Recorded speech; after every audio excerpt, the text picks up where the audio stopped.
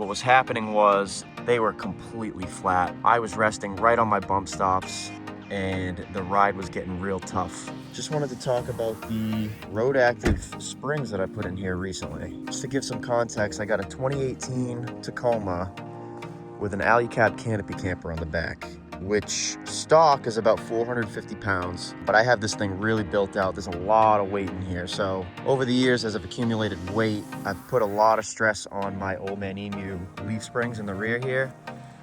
And what was happening was they were completely flat. I was resting right on my bump stops and the ride was getting real tough to deal with. I daily drive the truck and I camp in it all the time. I go off-roading in it all the time, but I was really putting some wear on that suspension. The way these springs are marketed, they're marketed for people who are towing things. So if you have weight that's kind of alternating in the back, if you're just driving your truck every day with nothing in there, and then on the weekends, maybe you're towing something. I was actually talking to a guy recently who does work on pools, and believe it or not, those guys are carrying a lot of weight. So he would be carrying bags of sand for the filters, bags of salt if they were doing a new water installation on a new pool and they needed to get the salinity up for a saltwater system. His pool truck is a 3rd gen Tacoma. I believe his is an access cab long bed, so he has even more room for stuff in the rear. So if you're gonna be carrying a lot of weight, but not all the time, that's kind of how they market it. So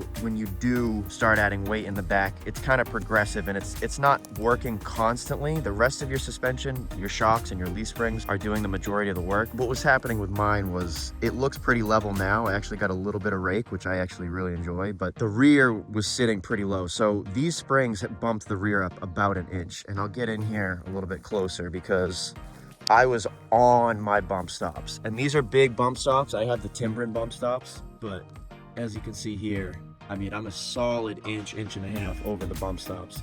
I'm not on the most level ground right now, to be fair, but I was blown away at how much these actually lifted the truck. Pretty much all these is a helper spring. So it goes over the top of the leaf spring and then in front of the axle. So I can get a better view of that over here. Might be hard to see in there, but that basically, that bolt sits in front of the axle and kind of tightens everything up.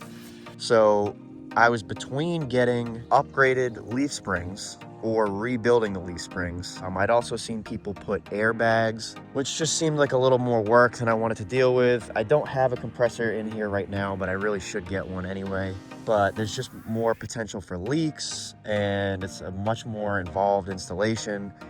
And I came across these RoadActive springs from a buddy of mine down in New Jersey who runs a similar setup. He's got a 2nd gen Tacoma with a flip-back camper on the back, which isn't quite as heavy, but he's got a lot of weight in there as well. His is all built out. He was in kind of a similar boat. He reached out to this company, RoadActive. They set him up with a set of these springs. He passed on the good word to me, and I've had these in for about a week now, and I've really put them through the ringer. I'm out here today in the state forest. Nothing crazy as far as off-roading goes, but I've put a couple 100 miles on these already. Drove up to New Hampshire, did a little bit off-roading up there, and then just daily commuting, stuff like that. But these springs, let me tell you, so like I said, this was flat before. The leaf springs were completely maxed out, sitting on my bump stops. My shocks, to be fair, my shocks in the rear are also pretty much blown. I have new suspension going in actually next week, so that'll be exciting. But yeah, I have these Dobinson shocks in here that did great for a while, but they're just not really suitable for the truck anymore.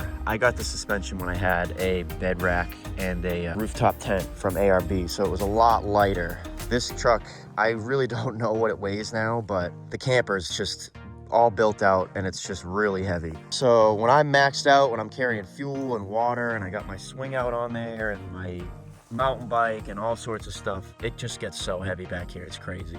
These helper springs have been insane. I mean, it's such a no-brainer. You don't have to pay anyone to install them. I don't have to remove the leaf springs. I'm not rebuilding anything. They're just so simple. There's really nothing to them. The installation videos that are out there are all pretty much the same. My buddy Danny over at Ascendant Nutrition, he's got a really good installation video that helped me a bunch. But without any videos, they come with directions that are perfect. They have photos. They're all in order. They're super easy to read, super easy to understand. They use basic hand tools tools. I mean, the most annoying part of the installation is literally just removing the wheel. Like, there's nothing to it. It's the simplest thing ever. All you're doing is jacking the truck up from the rear diff, taking the wheels off, putting jacks underneath, relieving pressure by dropping the diff down, and then you kind of bump it up like one push of the jack just to support it. These go over the leaf springs.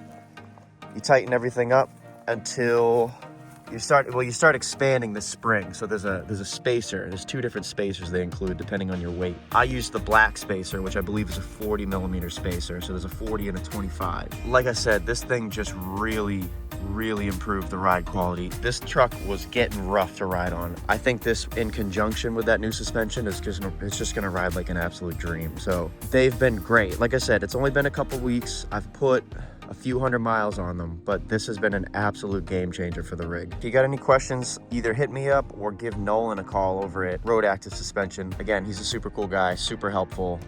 We had a great conversation about these. So yeah, I think these will really help you out.